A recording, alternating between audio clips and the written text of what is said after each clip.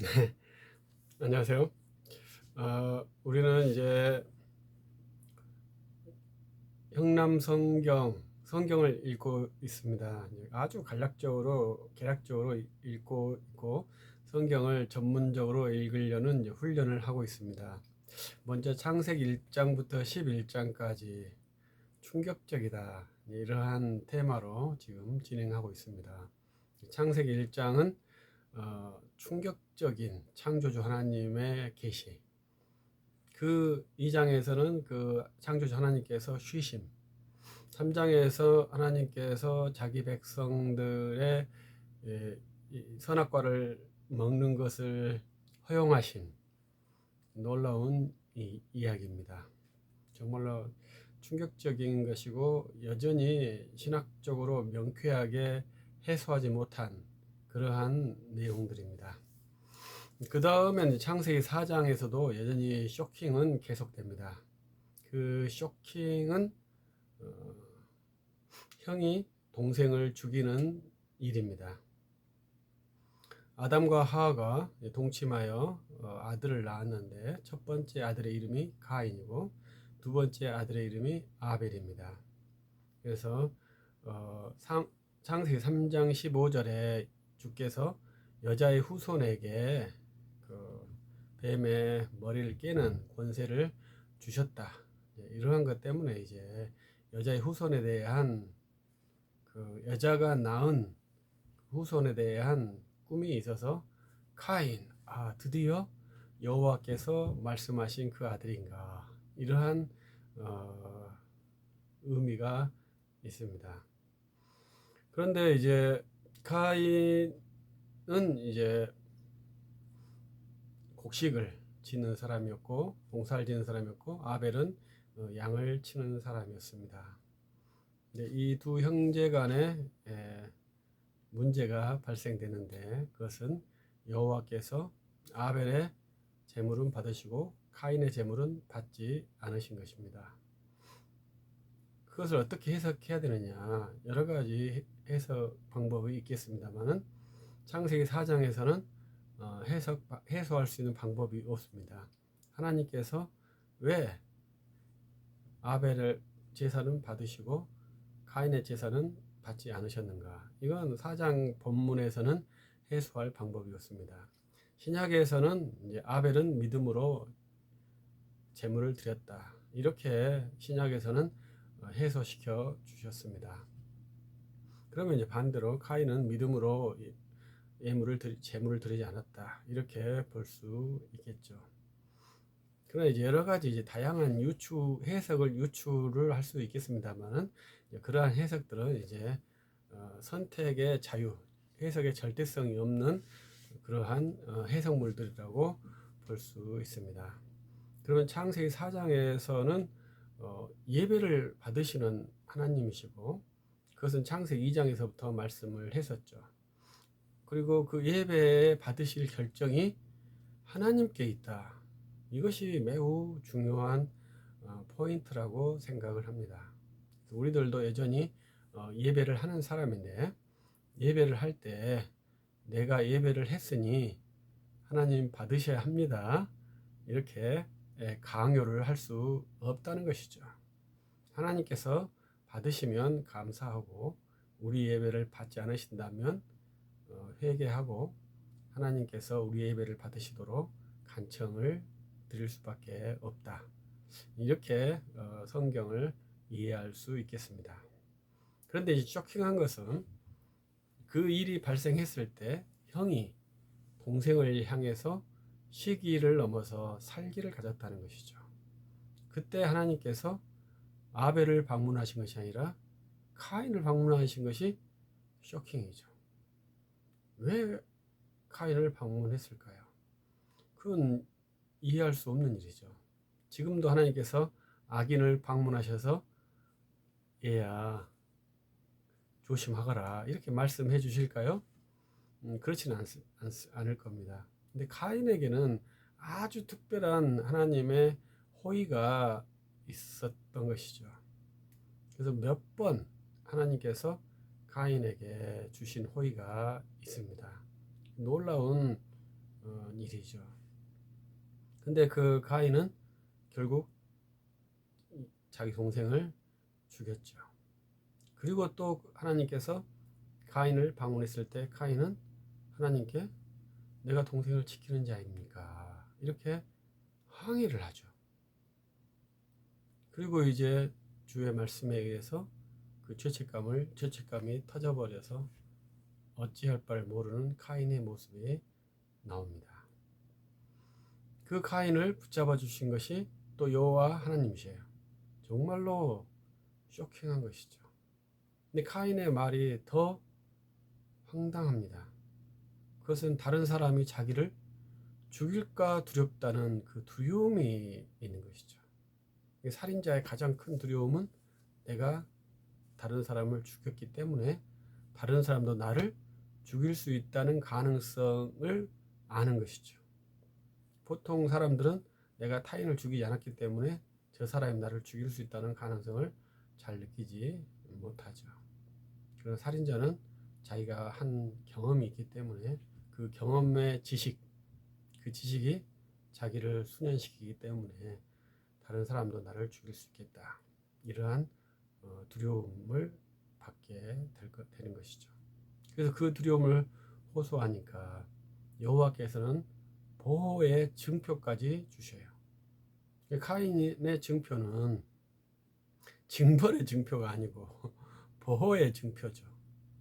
그리고 카인이 이제 아버지의 땅을 떠나서 살게 되죠. 그리고 그 카인에게 모든 것을 다 여호와께서 제시해 주었는데도 불구하고 카인은 여호와의 말씀을 믿지 않는다는 것이 충격입니다.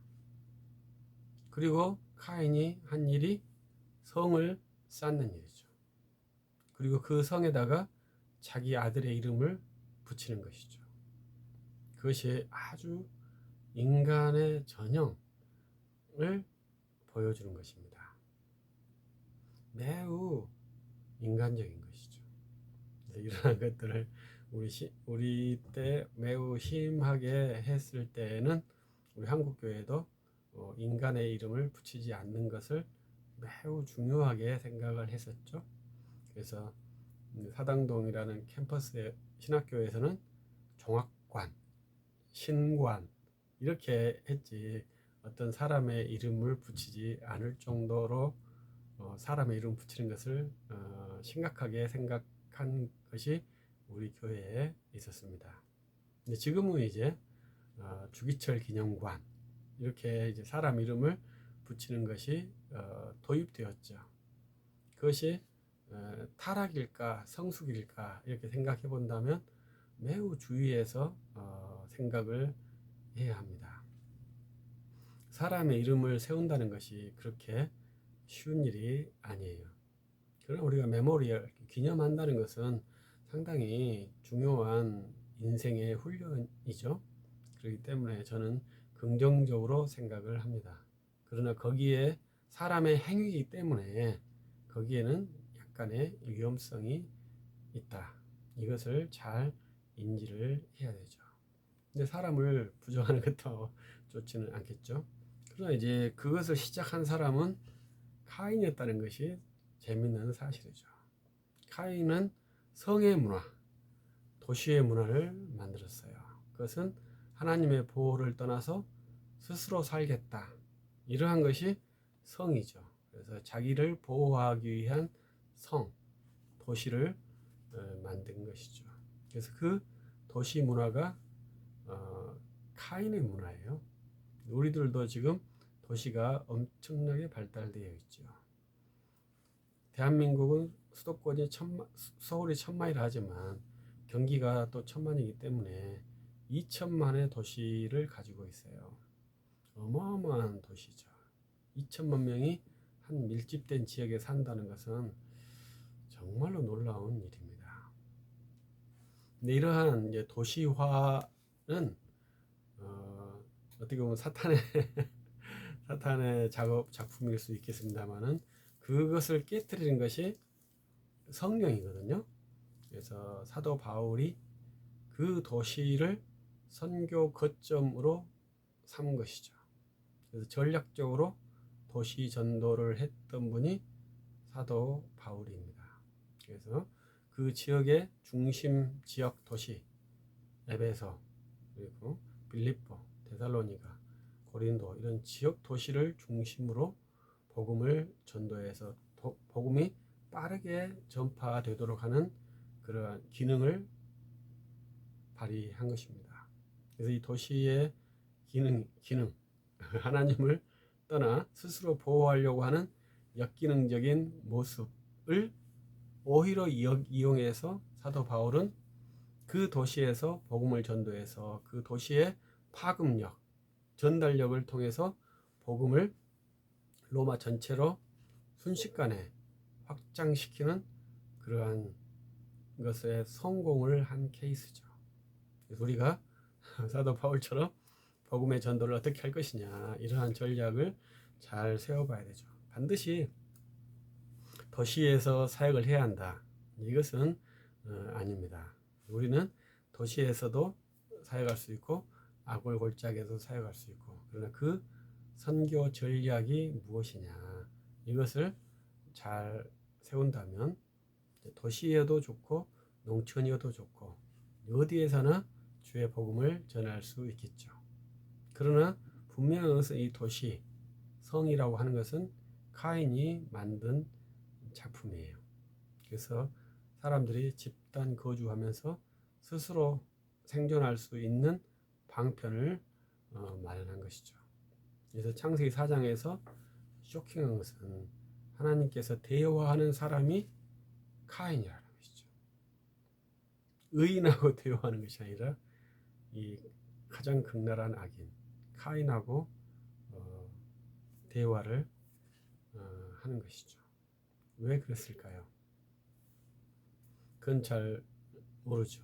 그러나 우리들이 의미를 만들어냈을 때 그렇게 한 이유는 죄인을 방문하신 하나님이시죠. 그래서 그가 회개하고 돌이키기를 원하시는 하나님이시죠. 지금은 하나님께서 죄인을 방문하지 않으신다고 그랬죠. 누가 죄인을 방문해야 되겠습니까? 의인인 크리스찬이 죄인을 방문해서 하나님의 사랑과 주 예수 그리스도의 복음을 전파해 주어야죠. 그래서 그들이 자기들이 쌓아놓은 그 담을 헐고 온전하게 자유를 누리며 복음의 기쁨을 누릴 수 있도록 해줘야죠. 그것이 크리스찬들이 해야 할 아주 중요한 경건 훈련 중에 하나죠. 복음을 전도하러 죄인을 방문하는 것이요. 그것이 놀라운 거잖아요. 하나님께서 카인과 이야기한 것이 정말로 충격적이죠. 우리 사회에는 더 충격적인 것은 그리스도인이 죄인을 방문해서 복음을 전도했을 때 거기에서 그리스도인이 나온다는 것이죠. 저도 거기에서 나온 한 그리스도인이죠. 그래서 또 가서 복음을 전도해서 또 한 사람의 그리스도인이 나올 수 있도록 가서 복음을 전도해야겠죠. 그래서 창세기 4장에서 카인을 방문해서 카인과 끊임없이 대화하고 그를 보호해 주려고 증표를 주신 그 여호와 하나님의 모습은 상당히 쇼킹하다, 이렇게 생각을 합니다. 창세기에 놀라운 주의 은혜가 있습니다. 성경에 놀라운 주의 은혜가 있습니다. 감사합니다.